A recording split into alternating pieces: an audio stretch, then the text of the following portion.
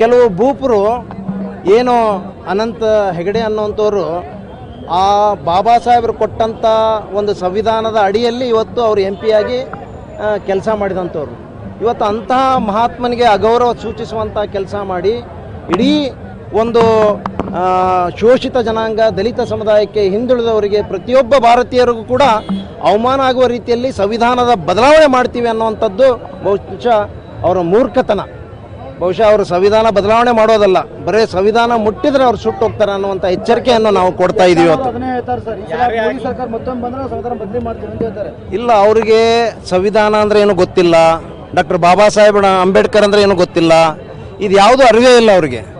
ಅದು ಯಾವುದೋ ಒಂದು ಜಾತಿಗೆ ಸೀಮಿತ ಮಾಡಿ ಅವ್ರನ್ನ ನೋಡುವಂಥ ಕೆಲಸ ಇವತ್ತು ಯತ್ನಾಳ್ ಅವರು ಮಾಡ್ತಿರ್ಬೋದು, ಅನಂತ ಹೆಗಡೆ ಅವರು ಮಾಡ್ತಿರ್ಬೋದು. ಆದರೆ ಅವರೆಲ್ಲ ಎಲೆಕ್ಟ್ ಆಗಿದ್ದು ಅವರು ಕೊಟ್ಟ ಸಂವಿಧಾನ ಅಡಿಯಲ್ಲೇ ಇವತ್ತು ಅವರ ಹಕ್ಕನ್ನು ಪಡೆದಿದ್ದಾರೆ. ಇವತ್ತು ಏನು ಅವರು ಜೀವನ ನಡೆಸ್ತಾ ಇದ್ದಾರೆ, ಈ ಭಾರತ ದೇಶದಲ್ಲಿ ಯಾವ ರೀತಿ ಜೀವನ ನಡೆಸಬೇಕು ಅನ್ನುವಂಥದ್ದು ಎಲ್ಲ ಕೂಡ ತೋರಿಸಿಕೊಟ್ಟಂಥವ್ರು ಸಂವಿಧಾನದ ಮೂಲಕ ಡಾಕ್ಟರ್ ಬಾಬಾ ಸಾಹೇಬ್ ಅಂಬೇಡ್ಕರ್. ಅದನ್ನು ಅರ್ಥ ಮಾಡ್ಕೊಳ್ಬೇಕು ಅವರು. ಈಗ ನೀವು ಸರ್ಕಾರ 5 ಗ್ಯಾರಂಟಿಗಳನ್ನು ಏನು ಕೊಟ್ಟಿದ್ದೀರಿ ಸರ್, ತಾಯಂದ್ರು ಆ ಗ್ಯಾರಂಟಿಯಿಂದ ಹಾದಿ ತಪ್ಪಿದ್ದಾರೆ ಅಂತ ಕುಮಾರಸ್ವಾಮಿ ಅವರು ಹೇಳ್ತಾರೆ, ವಿವಾದಾತ್ಮಕವಾಗಿ ಮಾತಾಡ್ತಾರೆ. ನೋಡಿ, ಕುಮಾರಸ್ವಾಮಿಯವರು ಯಾವಾಗ ಹೆಂಗೆ ಬೇಕಂಗೆ ಅವ್ರ ನಾಲಿಗೆ ಒಳ್ತದೆ, ಎಲ್ಲಿ ಬೇಕಲ್ಲಿ ಯೂಟರ್ನ್ ಹೊಡಿತಾರೆ. ಅವ್ರ ಬಗ್ಗೆ ನಾನು ಹೆಚ್ಚು ಪ್ರಸ್ತಾಪ ಮಾಡಲಿಕ್ಕೆ ಹೋಗೋದಿಲ್ಲ. ಬಹುಶಃ ಗ್ಯಾರಂಟಿ ಜನ ಎಷ್ಟು ಉಪಯೋಗ ಆಗಿದೆ, ಎಷ್ಟು ಆರ್ಥಿಕ ಹೊರೆಯನ್ನು ಕಡಿಮೆ ಮಾಡಿದೆ ಬಡ ಜನರಿಗೆ ಅನ್ನುವಂಥದ್ದು ಬಹುಶಃ ನೀವು ಗ್ರಾಮೀಣ ಮಟ್ಟದಲ್ಲಿ ಜನರಿಗೆ ಹೋಗಿ ಕೇಳಿದ್ರೆ ಅರ್ಥ ಆಗ್ತದೆ ನಿಮಗೆ. ಏನು ಸ್ಕೀಮ್ಗಳು, 5 ಗ್ಯಾರಂಟಿಗಳು ಏನು ಅನ್ನುವಂಥದ್ದು ಅರ್ಥ ಆಗ್ತದೆ. ಬಹುಶಃ ಇವತ್ತೇನು ಬರುವಂಥ ಚುನಾವಣೆ ರಿಸಲ್ಟೇ ಅದು ತೋರಿಸ್ತದೆ ನಮಗೆ, ಆ ಗ್ಯಾರಂಟಿ ಪ್ರಭಾವ ಏನಿದೆ ಅನ್ನುವಂಥದ್ದು.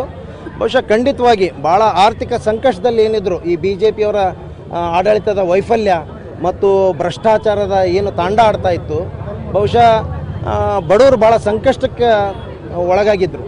ಬಹುಶಃ ಅದನ್ನು ಅರ್ಥಂತ ನಮ್ಮ ಸಿದ್ದರಾಮಯ್ಯ ಒಬ್ಬ ಶ್ರೇಷ್ಠ ಆರ್ಥಿಕ ತಜ್ಞ, ಬಹುಶಃ ಯಾರೂ ಈ ಇತಿಹಾಸವನ್ನೇ ಸೃಷ್ಟಿ ಮಾಡಿದಂಥ ಒಬ್ಬ ನಾಯಕ ಇವತ್ತು ಸಿದ್ದರಾಮಯ್ಯನವರು 5 ಗ್ಯಾರಂಟಿಗಳನ್ನು ಕೊಡೋದ್ರ ಮೂಲಕ ಬಡವರ, ಶೋಷಿತರ, ಹಿಂದುಳಿದವರ ಎಲ್ಲರ ಆರ್ಥಿಕ ಹೊರೆಯನ್ನು ಕಡಿಮೆ ಮಾಡುವಂಥ ಕೆಲಸ ಯಾರಾದರೂ ಮಾಡಿದ್ರೆ ಅದು ಸಿದ್ದರಾಮಯ್ಯ ಸಾಹೇಬರು ಅಂತೇಳಿ ಭಾಳ ಹೆಮ್ಮೆಯಿಂದ ಹೇಳ್ಬೇಕಾಗ್ತದೆ ನಾವು.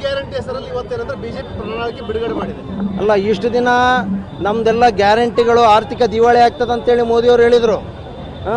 ಇವ್ರನ್ನೆಲ್ಲ ಸೋಮಾರಿಗಳು ಮಾಡ್ತಾ ಇದ್ದಾರೆ ಅಂತ ಹೇಳಿದರು. ಬಿಟ್ಟಿ ಗ್ಯಾರಂಟಿ ಅಂತ ಹೇಳಿದರು. ಇವತ್ತು ಮೋದಿಯವ್ರು ಯಾರಿಗೆ ಯಾವ ಗ್ಯಾರಂಟಿ ಅಂತ ಹೇಳಿ ನಾನು ಕೇಳಲಿಕ್ಕೆ ಬಯಸ್ತೀನಿ. ಇವತ್ತು ಬಿಟ್ಟಿನೋ ಆರ್ಥಿಕ ದಿವಾಳಿನೋ ಯಾವ ಗ್ಯಾರಂಟಿ ಅಂತ ಕೇಳಲಿಕ್ಕೆ ನಾನು ಬಯಸ್ತೀನಿ ಮೋದಿಯವರಿಗೆ. ಹಾಂ, ಖಂಡಿತ ನಮ್ಮ ಗ್ಯಾರಂಟಿಗಳನ್ನೇ ಕಾಪಿ ಮಾಡೋದು ಅಷ್ಟೇ ಅಲ್ಲ, ಈ ದೇಶದಲ್ಲಿ ಏನೇನೋ ಒಳ್ಳೊಳ್ಳೆ ಸ್ಕೀಮ್ಗಳ ತಂದೀವಿ ನಾವು.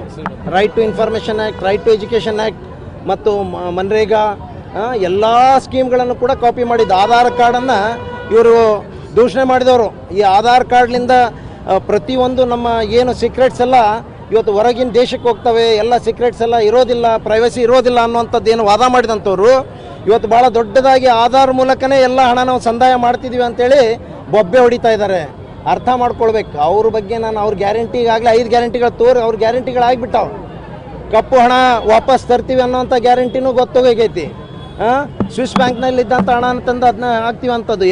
ಆಮೇಲೆ 2 ಕೋಟಿ ಉದ್ಯೋಗ ಸೃಷ್ಟಿ ಮಾಡ್ತೀವಿ ವರ್ಷಕ್ಕೆ ಅನ್ನೋವಂಥ ಗ್ಯಾರಂಟಿನೂ ಮುಗಿದೋಗೈತಿ. ಎಲ್ಲ ವ್ಯಾರಂಟಿನೇ ಇಲ್ಲ ಅದಕ್ಕೆ. ಆ ಗ್ಯಾರಂಟಿಗೆ ಏನೂ ವ್ಯಾರಂಟಿ ಇಲ್ಲ.